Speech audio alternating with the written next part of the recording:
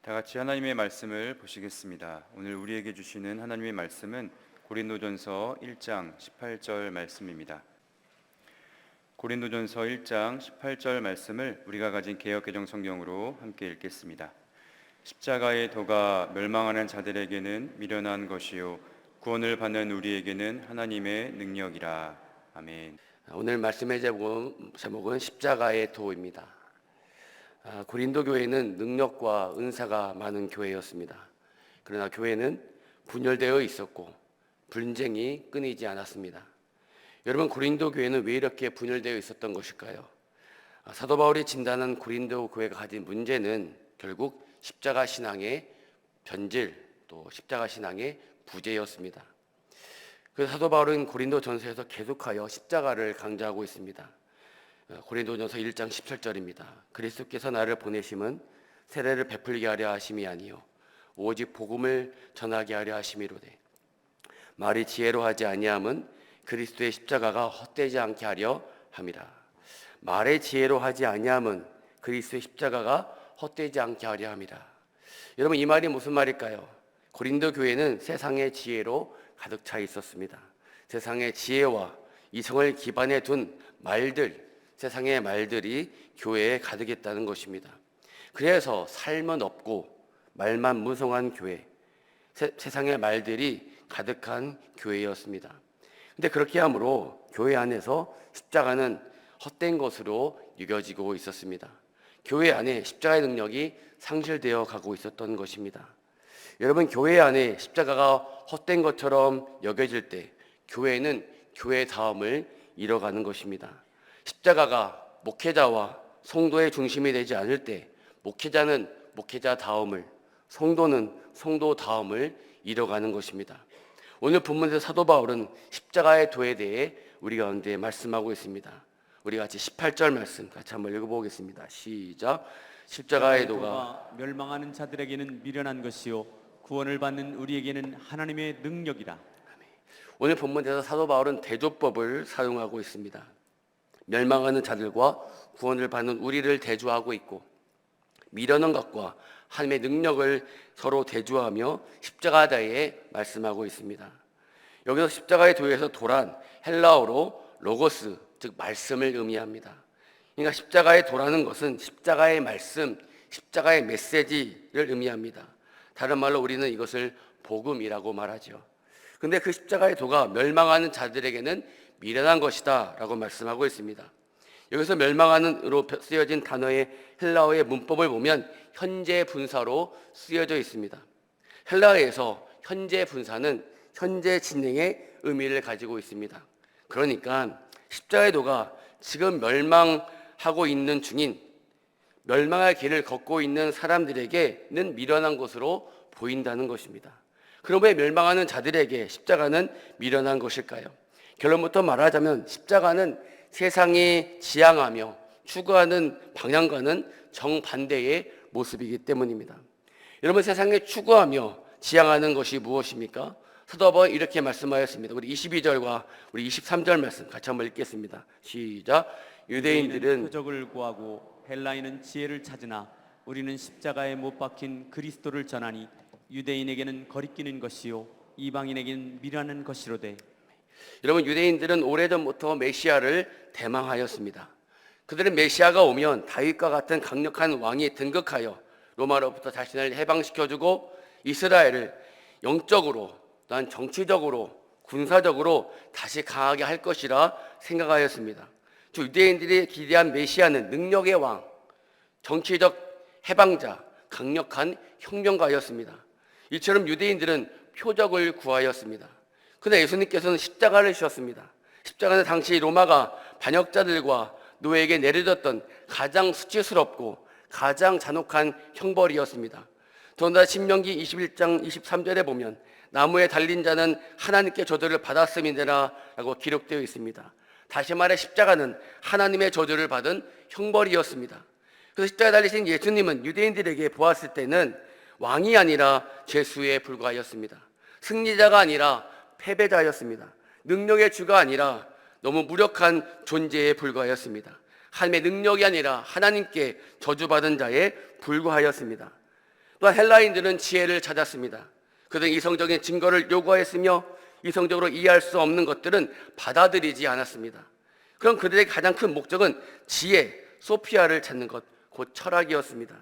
헬라인들이 이처럼 지혜를 찾는 이유는 두 가지였습니다. 첫째는 인간 스스로 인생에 대한 문제에 대한 답을 얻고자 했기 때문이었습니다.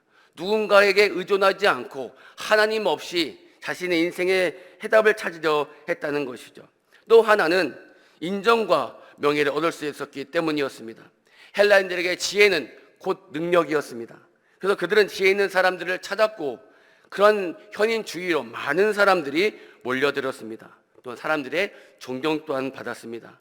이처럼 헬라인들은 이성을 중시하였고 영광과 명예와 인기만을 추구했던 것입니다. 그래서 여러분, 그들에게 십자가에 달리신 예수님은 미련하게 보인 것입니다. 하나님이 사람이 되었다는 것도 이해할 수 없는 말인데 하나님이 빚어버린 사람에게 조롱을 받고 사람들에 의해 죽임을 당한다는 것이 너무나 불합리하게 보였기 때문이었습니다. 이처럼 여러분, 유대인과 헬라인들에게는 공통점이 있습니다. 바로 그들이 추구한 내용이 동일하였다는 것입니다. 그리고 그것은 세상이 추구하며 지향하는 것들입니다. 무엇입니까? 힘과 능력, 성공, 명예, 인기, 승리, 영광, 세상 행복, 자기 자랑입니다. 헨리 나우에는 그의 책 세상의 길, 그리스도의 길에서 세상의 길을 걷는 사람들의 특징을 몇 가지를 이렇게 말하였습니다. 나는 얼마나 쓸모 있는가? 나는 눈에 띄어야 해. 나는 인정받아야 해. 나는 박수받아야 해.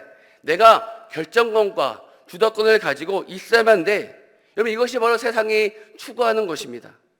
그리고 세상의 모든 지식과 철학과 종교 역시 이 세상의 방향과 발걸음을 같이 합니다. 세상의 지식과 철학이 말하는 것을 한번 잘 들어보십시오. 세상의 종교가 지향한 것들을 한번 보십시오. 결국 더 가지는 것, 더 높아지는 것, 더 강해지는 것입니다. 그래서 사도 바울이 이 세상의 모습을 정확하게 이렇게 진단하였습니다. 우리 요한일서 2장 말씀 같이 한번 읽겠습니다. 시작. 이는 세상에 있는 모든 것이 육신의 정욕과 안목의 정욕과 이생의 자랑이니 다 아버지께로부터 온 것이 아니요 세상으로부터 온 것이라. 아멘. 육신의 정욕과 안목의 정욕과 이생의 자랑, 이것이 모두 세상에서 온 것이라는 거예요. 세상은 결국 이것을 추구한다는 것입니다. 그런데 여러분, 십자가의 길은 이런 세상에 지향하는 것과는 다른 거예요. 십자가는 우리에게 자신을 부인하라고 말씀합니다. 자신을 비우고 나다지라고 말씀합니다. 사랑하고 희생하고 용서하며 섬기라고 말씀합니다. 내 뜻대로가 아니라 아버지의 뜻대로 행하라고 말씀합니다. 그리고 우리 주님은 몸소 우리에게 십자가의 길이 무엇인지를 말씀에 또한 보여주셨습니다. 우리 빌립보서 2장 말씀도 한번 같이 한번 읽겠습니다. 시작. 그는 근본 하나님의 본체시나 하나님과 동등됨을 취할 것으로 여기지 아니하시고 오히려 자기를 비워 종의 형체를 가지사 사람들과 같이 드셨고 사람의 모양으로 나타나사 자기를 낮추시고 죽기까지 복종하셨으니 곧 십자가에 죽으심이라. 아멘. 여러분, 세상은 이러한 십자가를, 그리고 십자가 달리신 죽으신 주님을 이해할 수 없습니다. 그리고 세상이 볼 때 십자가의 도는 미련한 것으로 보일 뿐입니다. 그래서 세상은 십자가 달리신 예수님을 믿고 따르는 우리들을 비웃고 조롱하며 핍박하고 있는 것입니다.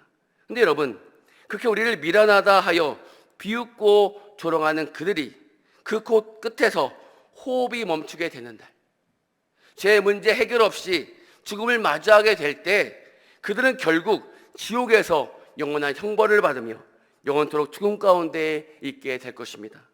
아무리 세상에서 화려하고 높은 자리에 있다 할지라도, 세상에서 많은 것을 가지고 있고 많은 것을 이루고 놓았다 할지라도 십자가를 통과하지 못한 사람들은 반드시 영원한 멸망 가운데 놓이게 된다는 것입니다. 그러니까 세상은 사실 지금 자기 스스로를 멸망시키고 있는 것이죠. 앞에 죽음의 길이 있는데도 그것을 알지 못하고 그 길을 향해 노래 부르며 춤추며 뛰어가고 있는 것입니다. 세상에 이런 미련한 일이 어디 있겠습니까? 내 앞에 죽음이 있는데 그것이 좋다고 뛰어가는 그런 미련한 사람이 세상에 어디 있겠습니까? 이렇게 세상은 가장 미련한 모습으로 있으면서 십자가의 도를 미련하다고 조롱하고 있는 것입니다. 십자가에 하신 예수님을 초롱하는 것입니다. 정말로 미련한 것이죠. 십자가의 도가 이처럼 멸망하는 자들, 곧 멸망의 길을 걷고 있는 사람들에게는 미련한 것입니다. 우리 본문 말씀 다시 한번 읽겠습니다. 시작. 십자가의 도가 멸망하는 자들에게는 미련한 것이요 구원을 받는 우리에게는 하나님의 능력이라. 아멘. 여러분, 앞에서 말씀드렸던 십자가는 패배의 자리, 수치의 자리, 저주의 자리였습니다. 능력이란 말은 헬라어로 디나미스인데 실제로 역사하는 힘을 의미합니다. 주석을 보니 당시 헬라 세계에서 이 말은 우주를 움직이게 하는 생명력을 의미했다고 합니다. 근데 사도 바울은 이 십자가가 하나님의 능력이라 말씀하고 있습니다. 사실 이것은 사람의 지혜와 지식으로는 이해할 수 없는 말이죠. 십자가와 하나님의 능력은 서로 상반된 개념처럼 보이는데 이 둘을 연관시켜 있다고 말씀하니 얼마나 이해가 되지 않는 말입니까? 근데 여기서 놀라운 것은 멸망하는 단어와 마찬가지로 구원을 받는 이 말씀도 현재 분사로 쓰여지고 있다는 거예요.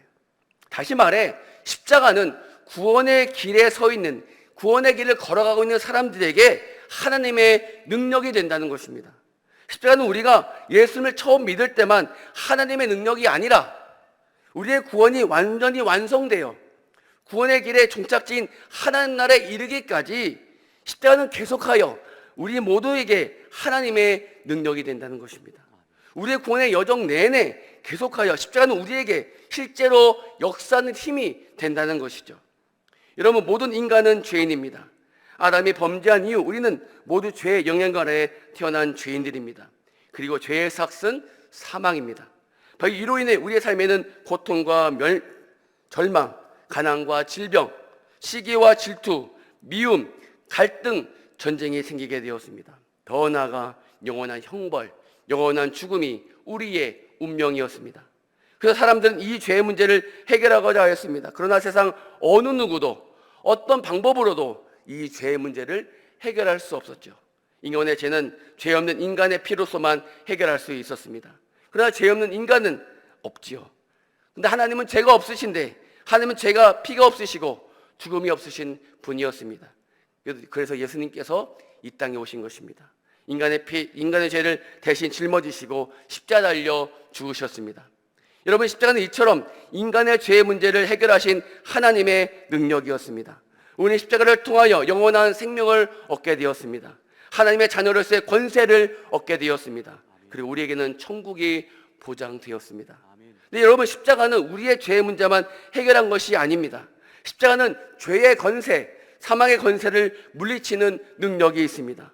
십자가는 우리의 삶의 문제도 해결하는 능력이 있습니다. 십자가는 우리의 있는 질병도 치료하는 능력이 있습니다. 뿐만 아니라 십자가는 우리에게로 예수님과 하나가 되는 능력이 있습니다. 우리 로마서 6장 3절 말씀 같이 한번 읽겠습니다. 시작. 무릇 그리스도 예수와 합하여 세례를 받은 우리는 그의 죽으심과 합하여 세례를 받은 줄을 알지 못하느냐. 아멘. 갈라디아서 2장 20절입니다. 내가 그리스도와 함께 십자가에 못 박혔나니 그런즉 이제는 내가 사는 것이 아니요 오직 내 안에 그리스도께서 사시는 것이라. 아멘. 여러분, 십자가의 능력으로 인해 우리는 예수님과 하나가 되어 예수님의 죽음이 나의 죽음이 되었고 예수님의 생명, 예수님의 부활이 나의 생명, 나의 부활이 되었습니다. 포도나무에 붙어 있으면 가지가 많은 열매를 맺게 되듯이 예수님과 하나가 된 우리의 삶은 저절로 풍성한 열매를 맺게 될 것입니다. 십자가는 더 나아가 주님이 오시는 날에도 우리에게 능력이 된다는 것입니다. 우리 요한계시록 5장 12절 말씀 같이 한번 읽겠습니다. 시작. 큰 음성으로 이르되 죽임을 당하신 어린 양은 능력과 부와 지혜와 힘과 존귀와 영광과 찬송을 받으시기에 합당하도다. 아멘. 그리고 마지막 때 십자가의 능력으로 구원받은 우리는 어린 양 되신 주님과 함께 혼인잔치에 참여하게 될 것입니다. 아멘. 여러분, 이처럼 십자가의 능력은 구원의 모든 여정 내내 우리에게 실적인 하나님의 능력이며 힘이 된다는 것입니다. 그래서 십자가의 도는 구원을 받은 우리, 즉 구원의 길에 서 있는 우리에게 하나님의 능력인 것입니다. 아멘. 십자가의 도가 멸망하는 자들에게는 미련한 것이요 구원을 받는 우리에게는 하나님의 능력이라. 여러분, 저는 이 말씀을 준비하며 한 가지 질문을 스스로에게 해보았습니다. 나에게 십자가의 도는 미련한 것인가? 아니면 하나님의 능력인 것인가? 사실 오늘 말씀의 의미를 모르는 분은 이 자리에 없을 것입니다.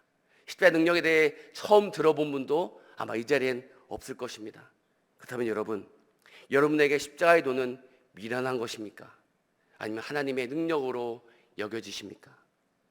자신을 부인하고 낮아지고 헌신하고 희생하고 그저 사랑하고 용서하며 섬기는 삶이 미련하게 보이십니까? 아니면 그러한 십자가의 도가 우리에게 하나님의 능력이 된다고 믿으십니까?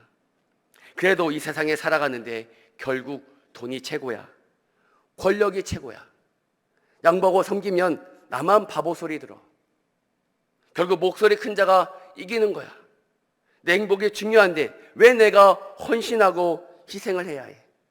왜 내가 내 생각을 버려야 해? 이렇게 사는 게, 이런 삶을 추구하는 게 지혜로워 보이십니까? 사도 바울은 십자가를 자랑한다고 말했습니다. 우리 주님은 스스로 낮아지셔서 십자가의 길을 걸으셨습니다. 내게는 우리 주 예수 그리스도의 십자가 외에 결코 자랑할 것이 없도다. 간절히 바라기는 저 여러분 모두 십자가를 자랑할 수 있기를 간절히 바랍니다. 그래서 우리의 주님처럼 십자가의 삶을 살아가며 주님처럼 기쁨으로 십자가의 길을 걸어갈 수 있기를 간절히 바랍니다. 오늘 희생하고 헌신하면서 이것이 나의 능력임을 고백하십시오. 오늘 용서하고 섬기면서 이것이 하나님의 능력임을 믿음으로 행하십시오. 이것이 미련한 것이 아니라, 이것이 내가 바보가 되는 일이 아니라, 이것이 내가 멍청한 길을 걸어가는 것이 아니라, 이것이 하나님의 능력임을 믿음으로 당당하게 선포하며 그렇게 주님의 길을 걸어가십시오. 그럼 오늘 그렇게 살아가는 우리에게 제 능력이 우리 삶 가운데 경험하게 될 것입니다. 정말 십자가가 나의 능력이며 힘임을 우리가 깨닫며 주님을 따라하게 될 것입니다. 그런 복된 날이 되시기를 주님의 이름으로 간절하게 소원합니다. 우리 다시 한번 같이 찬양하겠습니다. 갈보리산 위에 같이 찬양하겠습니다.